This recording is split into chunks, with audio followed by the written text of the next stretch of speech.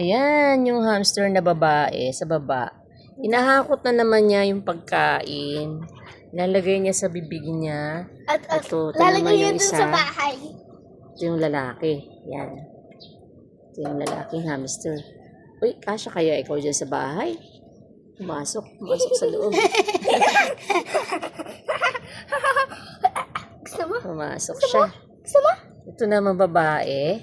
Oh, inubos niya na yung laman na pagkain, oh. Sarap na sarap. Saan kaya niya ilalagay yan? Wala naman siyang paghahakutan, oh. Ay, dito sa taas. Oh, laki ng bibig niya ngayon, oh. Lumaki na yung bibig niya, oh. Yung mukha niya, oh. Ano kung lalagyan ka, wow. Paglalagyan. Dito. Wag. Tingnan natin kung saan siya pupunta. Tawad pa rin. Wait lang. Kapot ko. Patay. Oh,